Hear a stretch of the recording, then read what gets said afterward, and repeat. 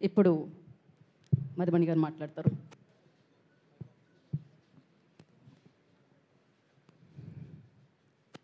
Good evening, అందరికీ నమస్కారం. ఇక్కడికి వచ్చిన పాత్రికేయ మిత్రులకి మొదటిగా నమస్కారం.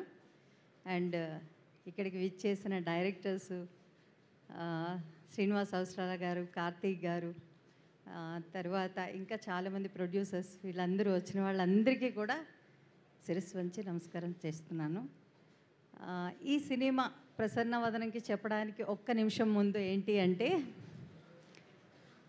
నేను ఒక 6 months యూఎస్ వెళ్ళానండి పాప దగ్గరికి. చాలా సినిమాలు వచ్చాయి కానీ చేయలేకపోయాను ఆ టైంలో. ఇంకా మర్చిపోయారేమో జనాలు అనుకుని ఇండియాకి రాగానే ఫస్ట్ కాల్ ఈ సినిమా నాకు వచ్చింది. క్యారెక్టర్ చెప్పగానే చాలా సంతోషం అనిపించింది. దీనికి పనిచేసిన కో డైరెక్టర్ రామారావు గారికి నేను థ్యాంక్స్ చెప్పాలి. ఎందుకంటే నేను అమెరికా నుంచి ఇక్కడికి వచ్చానని గుర్తు చేసిన మొదటి వ్యక్తి ఆయన. అది చాలా చాలా సంతోషం అనిపించింది. స్క్రిప్ట్ క్యారెక్టర్ విన్నాక చాలా ఇంట్రెస్టింగ్గా అనిపించింది.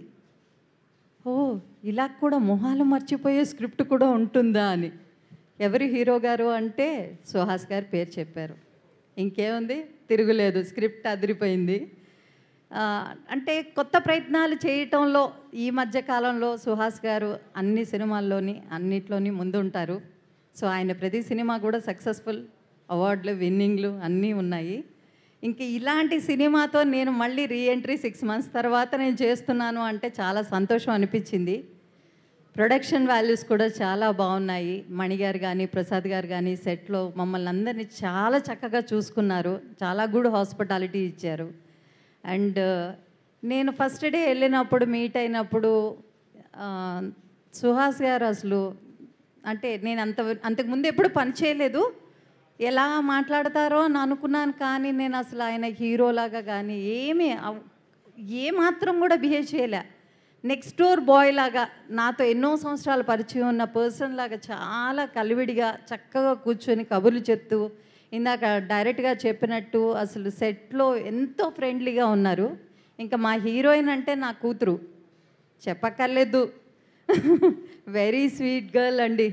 అసలు హీరోయిన్స్లో ఈ మధ్యకాలంలో నేను చూసిన అమ్మాయి అంత డౌన్ టు ఎర్త్ నేను ఎవరిని చూడలేదు. ఎందుకంటే సెట్లో డైరెక్టర్స్కి, ప్రొడ్యూసర్స్కి సపోర్ట్ చేయడంలో చాలా ముందుంటుంది ఆ అమ్మాయి హీరో తర్వాత.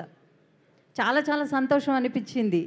ఎందుకంటే ఒకనొక టైంలో రెయిన్లో వ్యానిటీ వరకు వెళ్ళి మాకు డ్రెస్ చేంజ్కి టైం లేకపోయినప్పుడు వేరే ఆర్టిస్ట్ని పంపించాలంటే 2 minutesలో రెస్ట్ రూమ్లోకి వెళ్ళి డ్రెస్ మార్చుకొని వచ్చేంత మంచి కంఫర్టబిలిటీ ప్రొడ్యూసర్స్కి ఇచ్చింది ఆ అమ్మాయి. ఇంకా మా డైరెక్టర్ గారు అయితే వెరీ స్వీట్ అండి. ఆయన అసలు కమాండ్ చేయరు, నాకు ఇది కావాలి మేడం అంటారు, కానీ అది ఇచ్చేదాకా మాత్రం వదలరు. ఆయన ఏమనుకున్నారో ఆ ఎక్స్ప్రెషన్ దొరికే వరకు మాత్రం ఏమాత్రం కాంప్రమైజ్ అవ్వరు. మా డిఓపి చందు గారు కూడా సేమ్ థింగ్. వాళ్ళిద్దరూ నాకు అనుకుంటాను 2 souls కనిపిస్తారు కానీ 1 soul అని నా ఫీలింగ్ అంతే. సో ఈ సినిమాలో పనిచేసే ప్రతి ఒక్క కాస్ట్ అండ్ క్రూ, ఎవ్రీథింగ్ అందరూ కూడా చాలా సంతోషంగా పనిచేశారండి. అదే ఫస్ట్ మెట్టు సినిమా సక్సెస్ అవ్వడానికి అని. అది నాకు చాలా చాలా సంతోషమైన విషయం. ఇంకా నా పాత్రకు వచ్చేసరికల్లా ఏంటి అంటే, మొహమే గుర్తుపట్టలేని అల్లుడిని ఇంటికి తీసుకొస్తాను కూతురు అంటే పడే తల్లి బాధ ఎలా ఉంటుందో మీరు అర్థం చేసుకోండి. ఆ పెయిన్ ఈ సినిమా అంతా నేను భరించాను. అది మీరు సినిమా చూశాక మీకే అర్థమవుతుంది. ఇంతకన్నా నేను చెప్పకూడదు. థ్యాంక్ యూ సో మచ్ ఈ ఆపర్చునిటీ ఇచ్చినందుకు. అలాగే మా డైరెక్షన్ డీప్ తర్వాత ఇందులో పనిచేసిన కాస్ట్ అండ్ క్రూ, మా ఎడ్వర్డ్ గారు అందరితో చిరునవ్వులు, తిట్టినా కొట్టినా నవ్వుతూ పలకరిస్తారు ఆయన.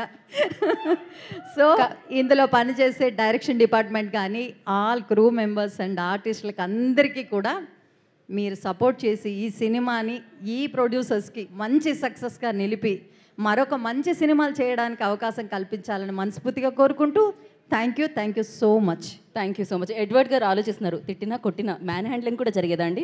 మరీ దారుణంగా ఉన్నారు, ఇంత వైల్డ్గా ఉన్నారు. Okay, next Naveen.